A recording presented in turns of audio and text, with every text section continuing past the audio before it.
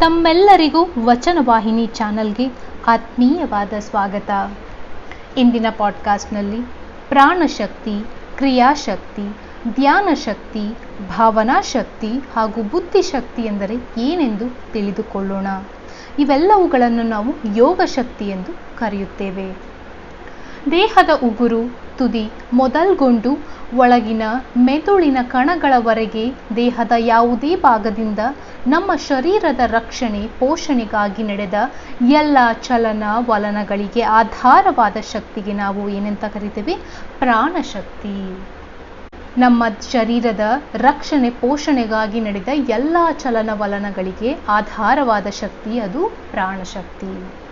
ಈ ಶರೀರದ ಅಂತಹ ಮನಸ್ಸಿನಿಂದ ಸಂಕಲ್ಪಪೂರ್ವಕವಾಗಿ ಮಾಡುವ ಎಲ್ಲ ಕೆಲಸಗಳನ್ನು ಅಂದರೆ ಕರ್ಮಗಳನ್ನು ನಡೆಸುವಂತಹ ಶಕ್ತಿಗೆ ನಾವು ಕ್ರಿಯಾಶಕ್ತಿ ಎಂದು ಕರೆಯುತ್ತೇವೆ.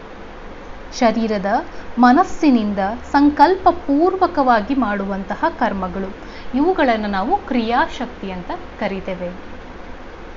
ಈ ಶಕ್ತಿಯ ಮೂಲಕ ಮನಸ್ಸಿನಲ್ಲಿ ಉಂಟಾಗುವಂತಹ ಸಂಕಲ್ಪ, ವಿಕಲ್ಪಗಳು ಹಾಗೂ ನಾನಾ ವೃತ್ತಿಗಳು ಉಂಟಾದಾಗ ಅವನ್ನು ಸ್ಥಿಮಿತದಲ್ಲಿಡುವುದೇ ಧ್ಯಾನ ಶಕ್ತಿಯು.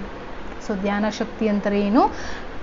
ಕ್ರಿಯಾಶಕ್ತಿಯ ಮೂಲಕ ಮನಸ್ಸಿನಲ್ಲಿ ಉಂಟಾಗುವಂತಹ ಸಂಕಲ್ಪ, ವಿಕಲ್ಪಗಳು ಹಾಗೂ ನಾನಾ ವೃತ್ತಿಗಳು ಉಂಟಾದಾಗ ಅವನ್ನು ಸ್ಥಿಮಿತದಲ್ಲಿಡುವುದು ಧ್ಯಾನ ಶಕ್ತಿ.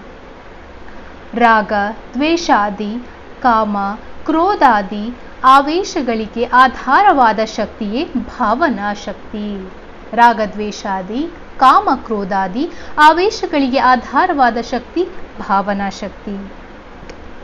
ಒಳಿತು, ಕೆಡಕು, ಸಟೆ, ದಿಟ ಮುಂತಾದವುಗಳನ್ನು ಪ್ರತ್ಯಕ್ಷ, ಅನುಮಾನ, ಆಪ್ತವಾಕ್ಯ ಈ ಪ್ರಮಾಣಗಳಿಂದ ನಿಶ್ಚಯಿಸುವುದೇ ಬುದ್ಧಿಶಕ್ತಿ.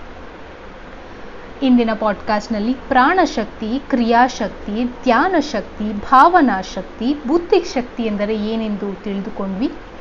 ಮುಂದೆ ಬರುವ ಪಾಡ್ಕಾಸ್ಟ್ನಲ್ಲಿ ಈ ಯೋಗ ಶಕ್ತಿಗಳ ಸಂಬಂಧಗಳ ಬಗ್ಗೆ ನಾವು ತಿಳಿದುಕೊಳ್ಳೋಣ. ಧನ್ಯವಾದ.